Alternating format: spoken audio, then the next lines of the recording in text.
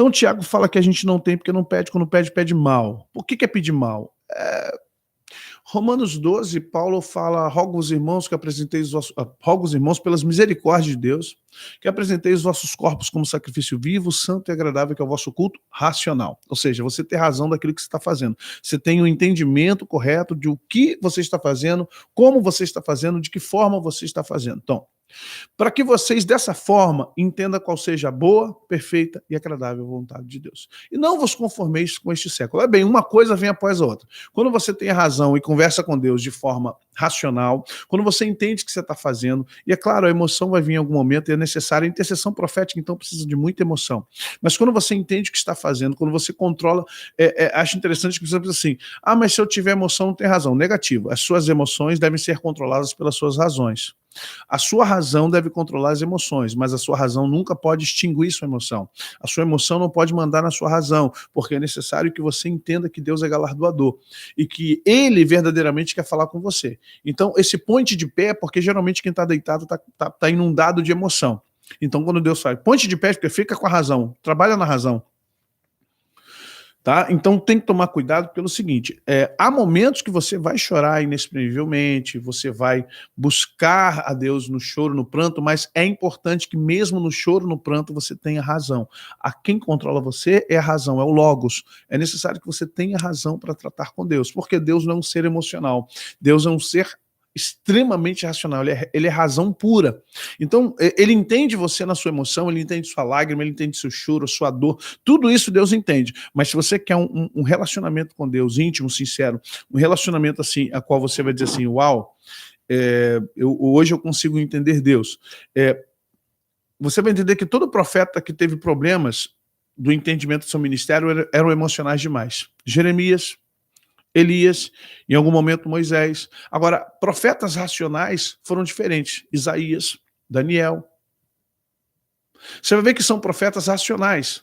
O que são profetas racionais? Eles têm temor, eles choram, eles têm... Mas só que quando eles vão falar com Deus, a postura é outra.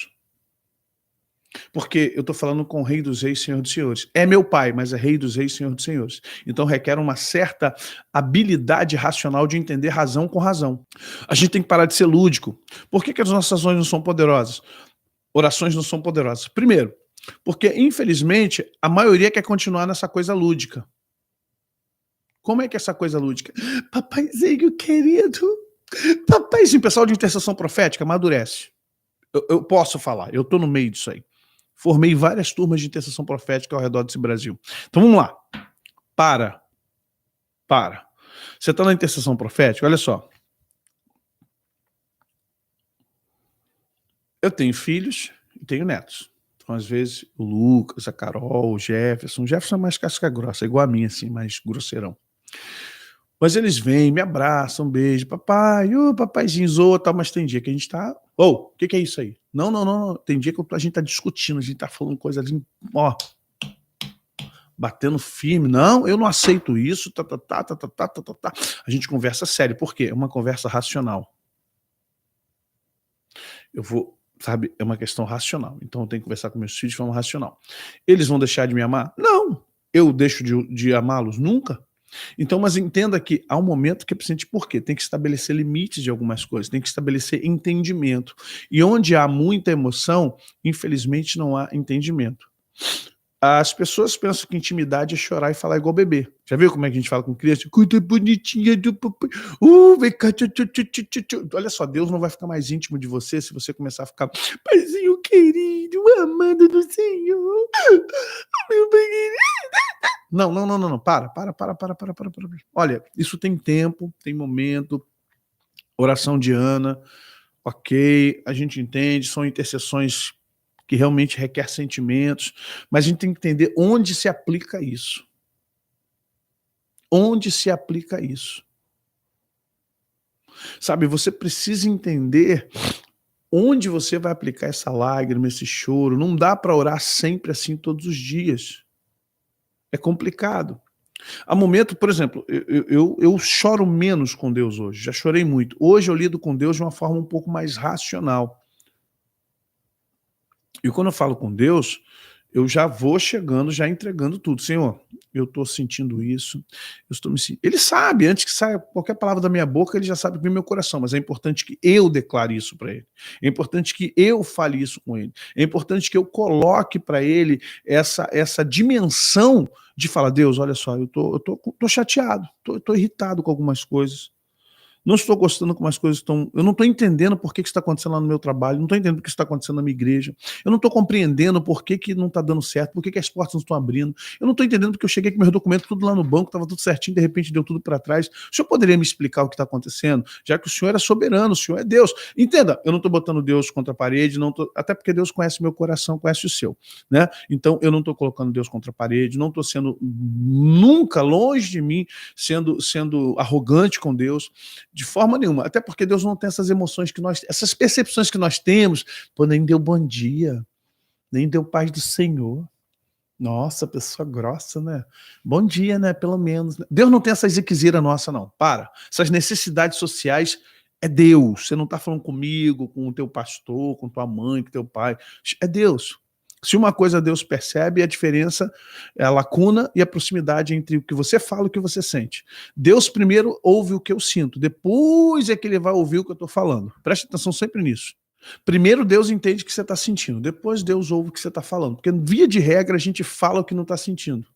Deus amado, você sabe o que vai na minha alma, não faz isso não, faz isso não. Se você não tem certeza, faz isso não, irmão, tu não sabe o que tu tá arrumando pra tua cabeça. Fala assim, Senhor, nem eu sei o que eu estou sentindo aqui agora. Me ajuda a colocar em ordem a minha alma. Senhor, me ajuda a colocar em ordem o que eu estou sentindo, que nem os meus sentimentos eu sei direito o que eu estou sentindo. Se o Senhor puder me ajudar através do teu Santo Espírito, para que eu possa alocar as minhas emoções. É muito mais sincero do que você ficar bancando o sensível. O ultra mega plus sensível. Sensível demais. Ah, esse corinho não existe. Então vamos lá. Coloca a coisa no lugar que não é bem assim, não. Primeiro, orações elas se tornam poderosas pela intimidade que você tem com Deus. Tem segredo? Jesus, Mateus 7, a partir do verso 7, ele vai colocar assim, né? Que você tem que pedir, aquela coisa toda. Mas se a gente for pegar uma hermenêutica aqui do texto, deixa eu ver se eu pego aqui. Quando a gente vai para Mateus 7, quero que você pegue o contexto. 7 diz, pedi, dar-se-vos-á, buscar, encontrareis, bati, abrir-se-vos, porque aquele que pede, recebe, que busca, encontra. Aí ele vai para o 9. Qual dentre vós é o homem que, pedindo-lhe o filho pão, você dá pedra? E pedindo peixe, dá serpente? Se vós, pois, sendo maus, sabeis dar boas dádivas aos vossos filhos, quanto mais vosso Pai que está no céu dará bens aos que lhes pedirem. Aí você pega isso aqui, se vós, pois, sendo maus, sabeis dar boas coisas aos vossos filhos, quanto mais vosso Pai que está no céu dará bens, está falando de coisa material, aos que lhe pedirem. Portanto, agora vamos entender onde é que está aqui? O 12. O 11, ele é uma referência, mas você só vai compreender isso no 12. Portanto, por causa disso, tudo que vós quereis que os homens vos façam, fazei-lhe também vós, porque esta é a lei e os profetas.